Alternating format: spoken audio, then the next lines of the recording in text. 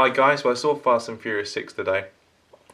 I have to say, if you've seen the series, if you've been watching the series, if you've seen the previous movies, you pretty much know what to expect when you're going in this. If you've seen the previous films and you haven't enjoyed them, you think they're stupid, you think they're far-fetched, you think, if you've got an issue with them in any way and you're hoping that you're going to come into this one and somehow it's going to be different, you're going to be very disappointed. It's pretty much the same as what we've had before. Now, fans of the series, they know that they're going to go in there and what they want to be is entertained. They know that they're going to get fast cars, fight scenes, explosions, but when they go in there, they want to be entertained. They don't want it to feel like it's getting stale in any way. And I'm pleased to say that the Fast and Furious 6 isn't stale. It does give you what you want from the movie, all the things I've listed, but it still manages to be interesting and fun and a great ride. It's a great thrill ride throughout the movie. So yeah, I mean, my issue with Fast 5 when I went to see that, I thought, oh crikey, part 5, am I really going to enjoy this? This is starting to get a bit too long in the tooth. Do you know what I mean?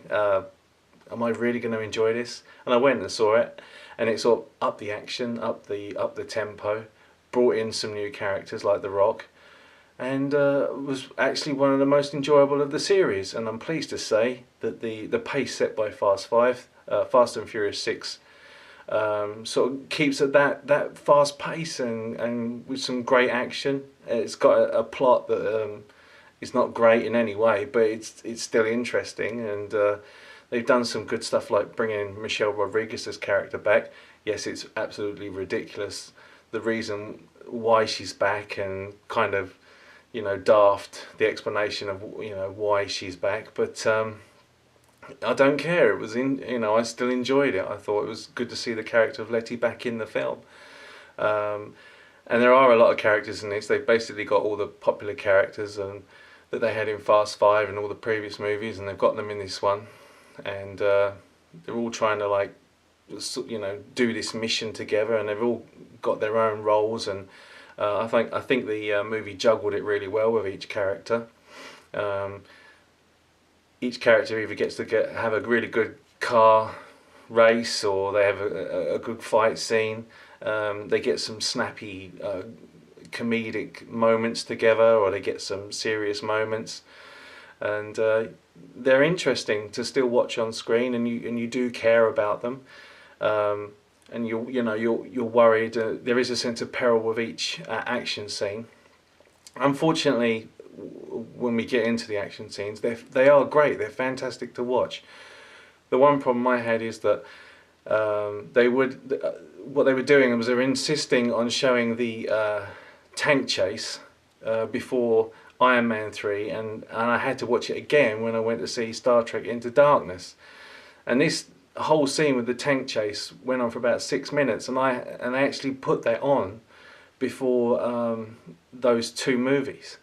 So I'd seen it already, so I think this was about the 4th time I had to watch the tank race. It was still enjoyable, but it was kind of ruined for me in a way that I'd already seen it before.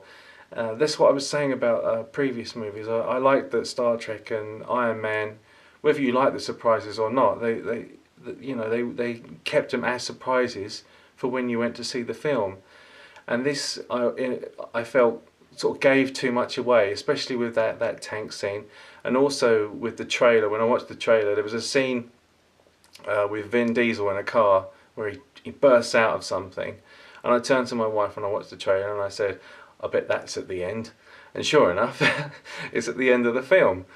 But I don't know. As I said, you do expect certain things to pan out the way they do, and even though things have been spoilt for you in the trailers and in with this clip, it's still an exciting film. And I felt at the end, I really like the way right at the end it actually ties into Tokyo Drift, because the chronological order of the films go the first one, the second one, the fourth one, the fifth one, this sixth one, and then Tokyo Drift happens after this one, and the next one, part 7, which is going to have a great villain who cameos right at the end of this movie. That's going to tie in with Tokyo Drift. So the part 7 is going to be the sequel to part 6 and Tokyo Drift. So that's something to look forward to.